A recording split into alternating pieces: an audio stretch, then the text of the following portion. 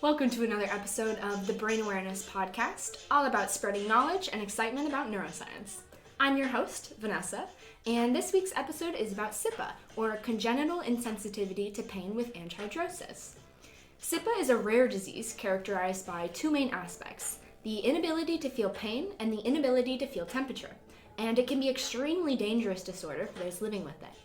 We decided to do an episode on SIPA because the symptoms are familiar to many people, but since the neuroscience behind it is not generally known, we decided to take it a step further and discuss how this disease really works in the brain. So to give some background, the feeling of pain is generated by nerve endings sending signals to the brain saying, hey, this tissue is either damaged or at risk of being damaged. Pain is the feeling or the perception of harmful stimuli, while these nerve endings, or the nociceptors, control the process in the body that signals to the brain that this specific sensation hurts.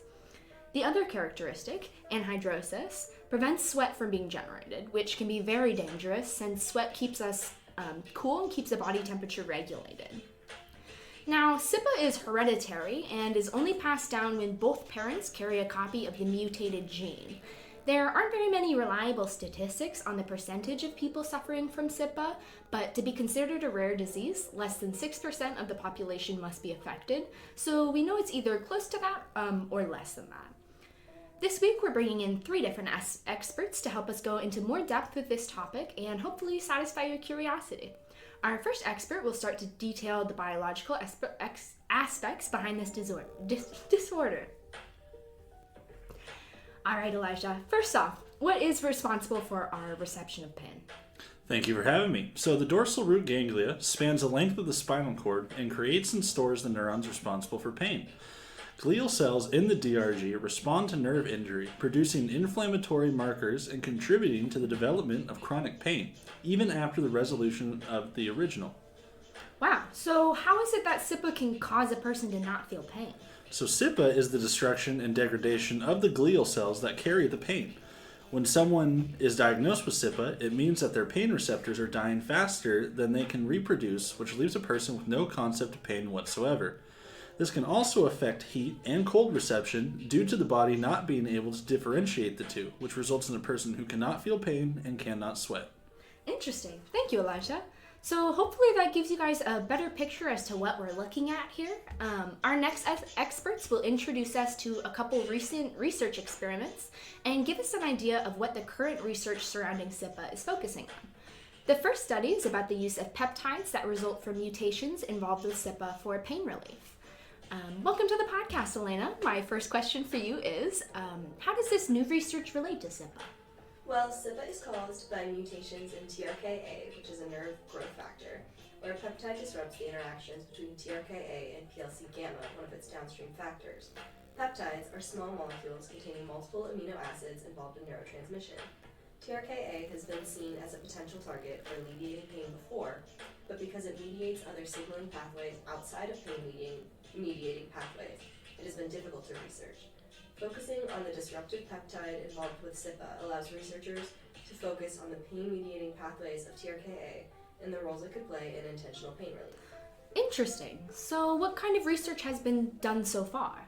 Well, to experiment with the effectiveness of using this peptide involved in SIPA intentionally for pain relief, studies have taken place with cultured cells and with mice.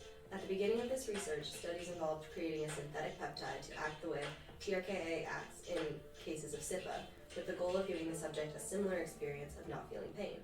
This peptide acted like the mutated peptide in SIPA and disrupted the interactions of TRKA and PLC gamma in cultured cells. Eventually, mice were treated with intraplanar administration, meaning injection through the foot of these peptides, and researchers recorded decreased mechanical sensitivity in the inflammatory pain model.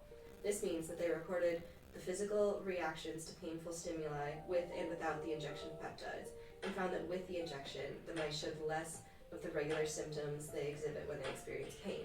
So their research supports our hypothesis that the synthetic peptide could be used for pain relief. And do you guys have any further research planned? Yes, we do. So because research on this specific pathway has shown promising results, further analysis of other signaling pathways that contribute to SIPA is planned for the future. We are hoping that learning more about these pathways that contribute to SIPA will give us new targets for further research around pain relief. Wow, your research is so involved. What are you hoping it could mean for modern day healthcare? So this field of research is really important right now because the population is growing older and chronic pain is becoming a more common health issue. Demand for pain management is increasing and skepticism about current pain management strategies, such as opioids, is growing. This leads to a need for accessible, abundant, and safe pain management strategies that this research will hopefully contribute to. Thank you, Elena. Understanding how pain relief plays a role in treatment is incredibly important for people experiencing chronic pain. Our last expert is talking about a recent study finding connections between gut microbiota and SIPA through researching the therapeutic effects of fecal microbiota transplantation, or FMT. So welcome, Alyssa. All right, my first question for you is one I think we're all wondering. Why research gut microbiota? How does this new research relate to SIPA? First, thanks for having me, Vanessa, and I'm so glad you asked that. Gut microbiota is an overarching term for the variety of microorganisms that live in our gastrointestinal tract. These microbiota play important roles in many aspects of our physiology, such as nutrient metabolism, resistance to infection, and immune system development. Recently, studies investigating the gut-brain axis show evidence that gut microbiota is a key player in coordinating brain development and behavior, and the immune system is emerging as an important regulator of these interactions. Increasing evidence has shown that the occurrence and development of various human diseases are closely related to gut microbiota. So, I will be discussing what this study has found to initiate research on the closeness and relation of gut microbiota and the influence it has on behavior of a SIPA host.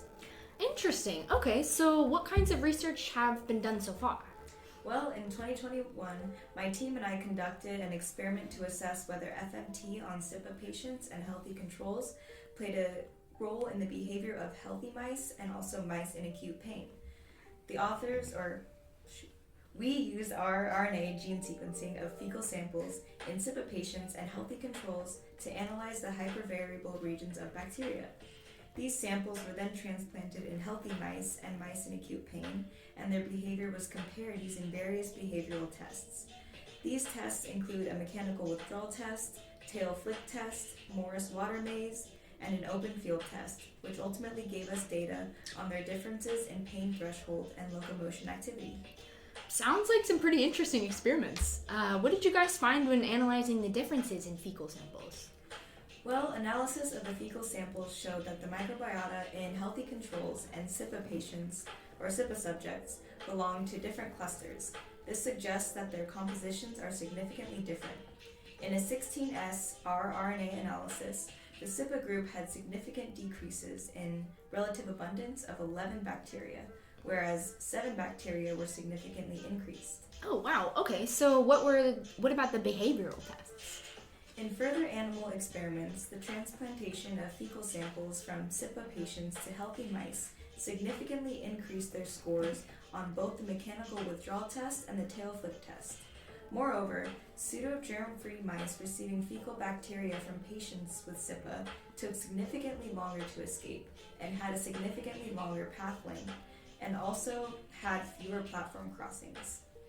The mice that received an FMT from SIPA individuals showed an elevated pain threshold, suggesting that the fecal microbiota of SIPA subjects does have an analgesic or drug-like effect.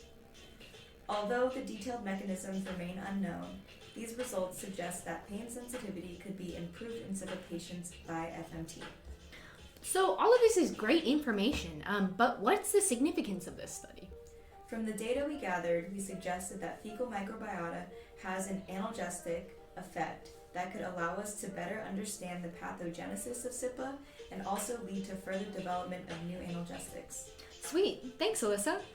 The connection between SIPA and microbiota in the gut is a huge advancement in this field of research and opens up the possibility for more unique connections throughout the body that can be used to research more rare diseases such as SIPA. So, as you guys can see, SIPA is a very complex disorder that has unique characteristics in both the symptoms and the biological components. The insensitivity to pain and temperature is caused by a mutation that changes the pathways the information uses to travel to the brain, damaging the neurons enough to prevent the pain signals from reaching the brain. Research regarding SIPA can be difficult, but many different studies using microbiota cells from the gut, synthetic peptides, and cultured cells are all proving to be successful in helping us better understand the mutated signaling pathways and how SIPA affects those who have it. Further research is still being conducted due to the successful results of these studies. Well, thank you all for listening to this episode of Brain Awareness Week podcast, and I'll see you next week.